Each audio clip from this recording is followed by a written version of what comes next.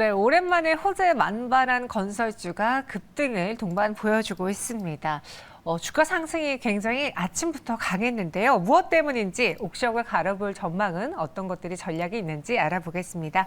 교보증권 사연관 차장과 함께할게요. 어서 오세요. 네, 안녕하세요. 네, 안녕하십니까. 네. 오늘 건설주들이 무더기로 급등을 했어요. 그러네요. 그전에는 좀 테마로 움직일 때는 중소형 네. 건설사가 움직였다면 네. 오늘은 대형 건설사들마저 폭등하는 날이었거든요. 네. 일단 금리 인상 속도 조절론이 전반적으로도 영향을 미쳤죠. 그렇죠. 아무래도 그런 부분들이 어제 같은 경우에 좀 더 강하게 나타났던 것 같아요. 일단 일부 연준위원들이 먼저 지난주에 연설을 할 때 굉장히 매파적인 기조가 다시 나타나면서 시장이 꺾이는 모습들이 나타났어요. 근데 이제 파월 연준 의장의 입에서 다시 한번 얘기가 나왔죠. 12월에 FOMC에서 금리 인상 폭을 줄일 수도 있겠다라는 얘기가 나오면서 일단 이러한 부분들이 시장에 계속 영향을 주고 있어요. 그런데다가 연준에서 가장 자신 있으면서 금리를 올릴 수 있는 요인이 됐던 게 바로 고용이었습니다. 근데 고용도 일단 살짝 꺾이기 시작하는 모습들이 나오고 있어요.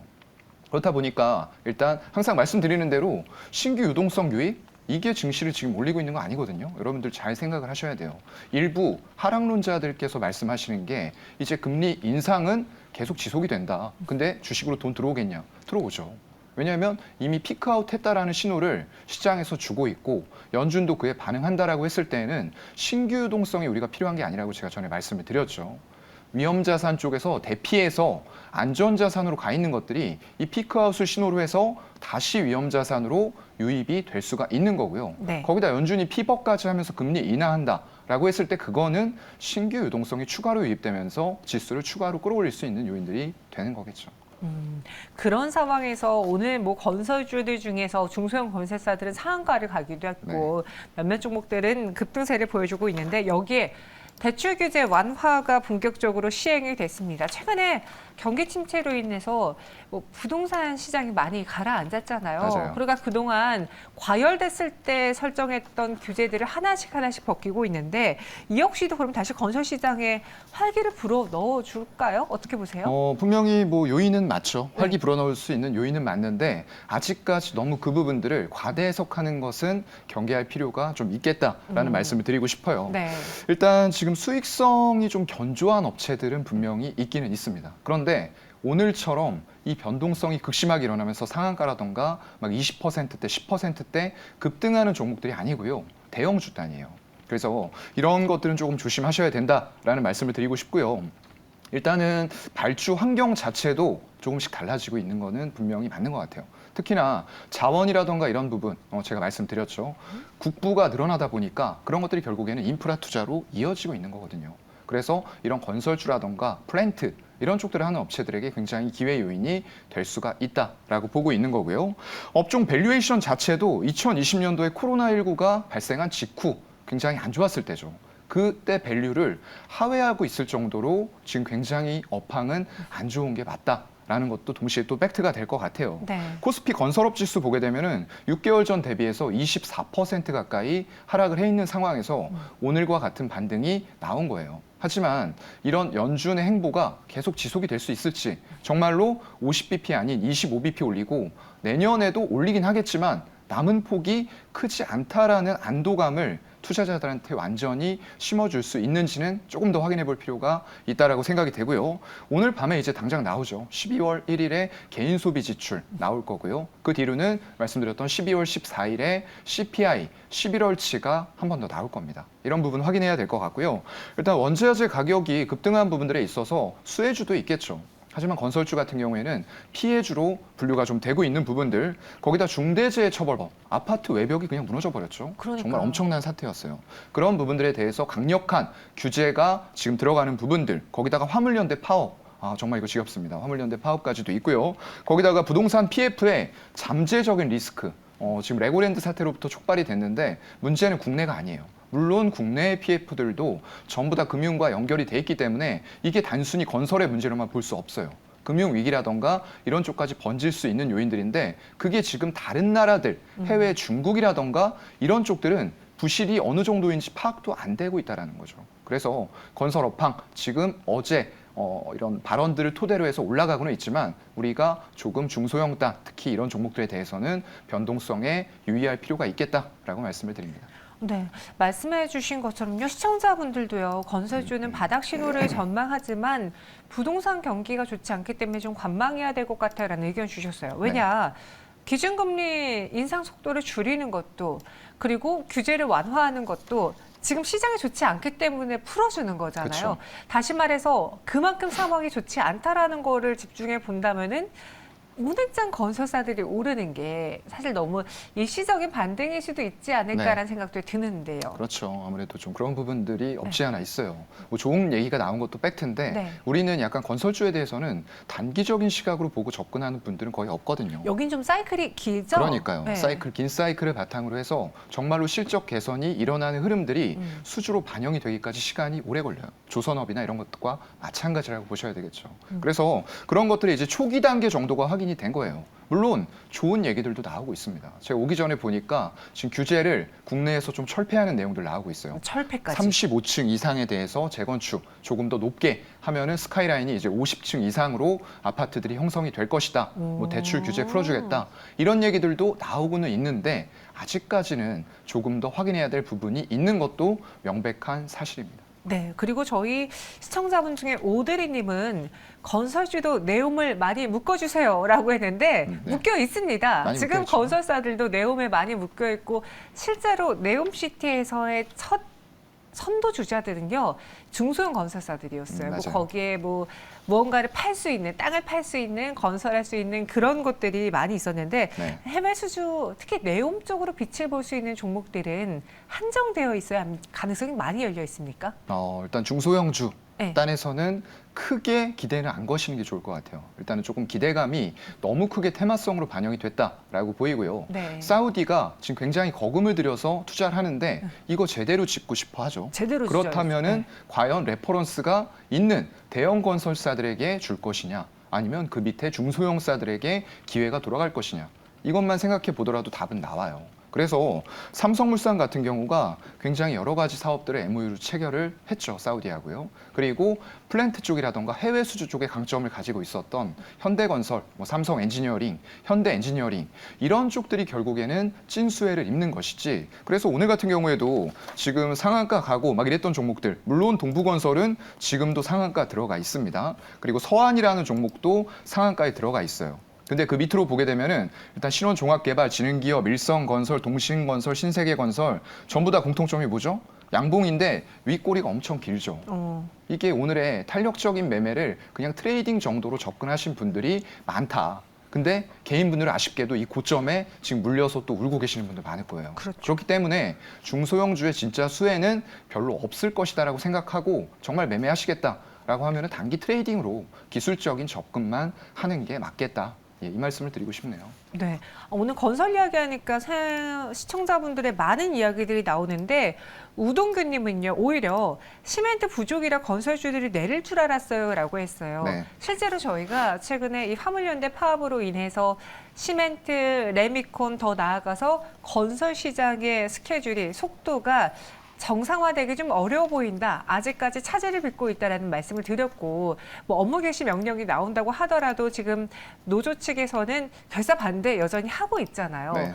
그럼에도 불구하고 이들 종목들이 많이 안 빠졌다라는 건 투자자들이 크게 균염치 않아 하기 때문입니까? 아니면 실제로 이런 파업이 매번 있었을 때에도 큰 실적 타격은 없었기 때문입니까? 학습으로 인한 겁니까? 글쎄요. 일단은 뭐 여러 가지 요인들이 있을 텐데 네. 일단 오늘의 그냥 중소형 건설주에 대한 기대감들 그 테마가 이쪽에도 같이 형성이 됐다라고 보는 게 맞을 것 같고요. 상쇄시켰네요. 네, 그걸. 아무래도 네. 조금 상쇄된 부분들이 있을 것 같아요.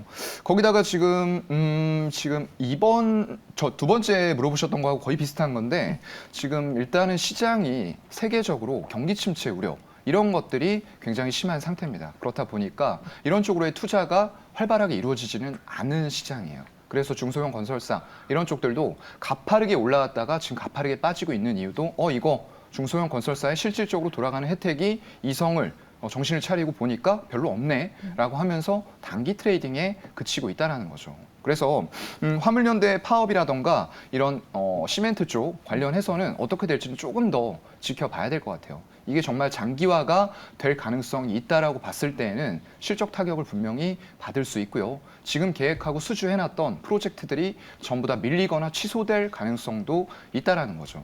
그래서 단순히 뭐 작은 문제로 봐야 될 부분들은 아닐 것 같고요. 다만 이러한 상황들이 시간이 지나서 해결이 되고 말씀드렸던 대로 인플레이션, 경기 침체 우려를 덜어내고 경제가 턴을 한다라고 했을 때는 중장기 호황도 누릴 수 있는 조건들은 갖추어질 수 있을 것 같습니다. 네. 그럼 이제 악재들은 다 턴 거예요? 다 털었다고 볼 수는 없죠. 네.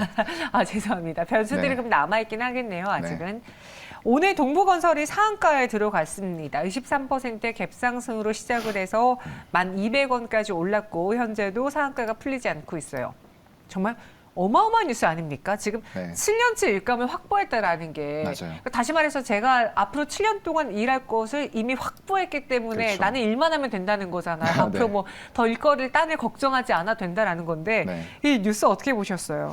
글쎄요, 일단은 이게 뭐 업계에서 사실 모르고 있었던 부분은 아니에요. 근데 이제 이런 중소형 건설 테마에다가 네. 시장이 어느 정도 피크아웃 했다, 인플레이션. 이런 얘기들이 복합적으로 작용하다 보니까 굉장히 강한 탄력으로 121선을 돌파하고 갭으로 상승해 버렸어요.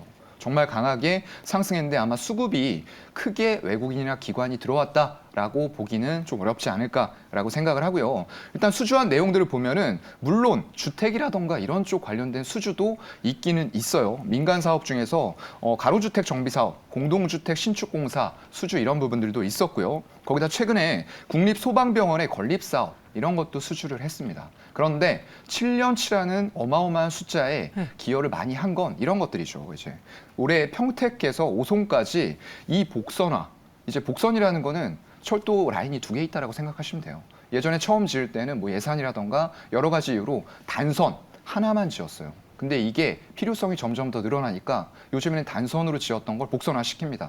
대피로 하나 만들어서 거기에다 급행을 운행을 시킬 수도 있고요. 그래서 앞으로도 이런 복선화는 점점 더 많이 진행될 거예요.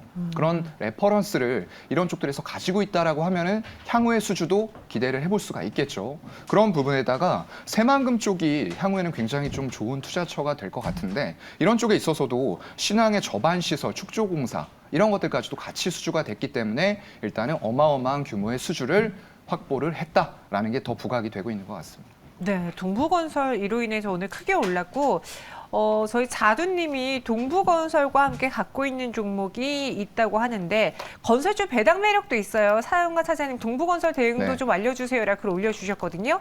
지금 상한가를 일단 들어갔잖아요. 네. 근데 대응 전략을 알려달라고 하시는 거 보면은 아직 원하는 매수가엔 도달하지 않으신 것 같아요. 네, 아무래도 그러시겠죠. 네. 일단 최근에 주가 흐름은 좋아요. 3일 정도 거래량이 급격하게 터지기 시작하면서 어제는 이런 식으로 61선에 그리고 매물대 상단 7,900원에 막히는 모습이 나왔어요. 근데 오늘은 갭으로 아까 말씀드렸던 대로 121선을 그냥 살짝 터치도 안 하고 갭으로 뛰어서 돌파해 버렸습니다. 이렇다고 했을 때 거래량이 죽었으면은 매도하시라라고 말씀드리겠어요. 근데 이렇게 짧은 구간의 양봉에서 거래량이 어제보다 더 많이 터졌어요. 이거는 굉장히 우호적인 신호다라고 보이고요. 이게 뭐 허울뿐인 게 아니라 실질적으로 수주가 확보가 돼 있잖아요. 앞으로도 건설 동향이 좋아진다라고 했을 때는 추가 수주를 더 받겠죠. 그럼 7년치가 아니라 10년치가 될 수도 있는 거고요, 내년에는요. 그런 관점으로 봤을 때는 일단 저는 정고점 부근 12,000원 정도 볼 수도 있는 상황이라고 보이고요. 조금 더 오버슈팅 한다고 하면 14,000원 이상도 일단은 가능한 수준이라고는 보고 있습니다. 동부건설 이렇게 가격 전략도 살짝 언급해 드렸습니다. 일단 자두님 어제 하필 또 물을 타셨대요. 아, 그렇죠. 잘했네요. 하필이라는 게 아니라 너무 잘했네요. 너무 네, 나이스 잘하셨네요. 타이밍에 물을 타셨는데 일단 축하드리고요. 한번 잘 수익 내고 나오시기 바라겠습니다. 그럼 마지막으로 이 건설주에 대한 투자 얘기를 다 들어봤잖아요. 네. 들어보니 수익성도 조금은 따져봐야 될 것 같고 이슈에 너무 일희비하기보다는 정말 어떤 기업이 이런 이슈로 인해서 돈을 벌어들일 수 있느냐 그걸 따져봤을 땐 중소형 쪽보다는 좀 대형 네. 쪽으로 손을 들어주신 것 같은데. 네, 아무래도 투기가 아니고 네. 투자라고 하면은 대형주 쪽에 아까 말씀드렸던 대로 실체가 있고 향후에 네옴시티 좋습니다. 그런데 그쪽에서 수주를 받아올 수 있는, 꾸릴 수 있는 대기업이 맞을 것 같아요. 그런 관점에서 보면은 뭐 여러 가지 기업들이 있어요. 일단 플랜트나 이런 쪽들이 활성화되고 있기 때문에 삼성 엔지니어링 그리고 현대 엔지니어링 이런 쪽도 유망할 겁니다. 그리고 삼성물산이 아까도 말씀드렸지만 MOU 쪽에서 체결을 굉장히 많이 하고 있어요. 물론 MOU 체결했다고 해서 이게 본계약으로 그대로 이어지는 건 아니에요. 근데 네옴시티 얼마 들어갑니까? 700조 가까이 들어가요. 국부가 넘쳐나서 뭘 해야 될지 모를 정도로 넘쳐나고 있는 거죠. 그렇다고 하면은 최첨단이 전부 다 네옴시티로 들어간다라고 생각을 하시면 될 것 같고요. 그런 관점에서 일단은 뭐 국내 쪽에 사실 주택도 제가 한 2개 정도는 말씀을 예전에 드렸었어요. 현대건설. 엄청나게 가로주택 정비 사업 이런 쪽에서 세계 계속 연간으로 봤을 때 최고 실적 GS건설이 세웠던 걸 이미 뛰어넘었다라고 말씀드렸고요. 뭐 GS건설 같은 경우에도 자이라는 브랜드를 가지고 있는데 주택 경기가 워낙에 안 좋다 보니까 내수 쪽은 조금 더 시간을 가지고 바라보는 게 맞을 것 같고요. 그래서 해외 쪽으로 눈을 돌려보면은 삼성물산 뭐 안 꼽을 수가 없을 것 같습니다.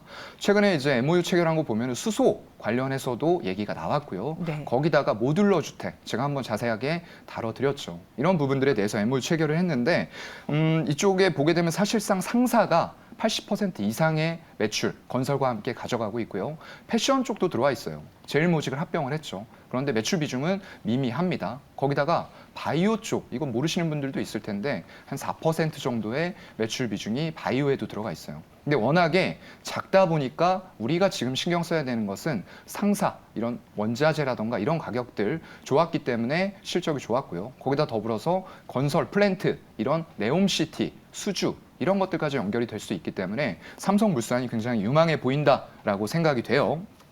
일단 지배구조 이슈도 어느 정도 좀 해소가 될 것 같고요. 거기다 더불어서 네이버하고 이번에 네옴시티 공략을 하는데 맞손을 잡았습니다. 첨단 로봇 도시로 계획을 하겠다라고 했고요.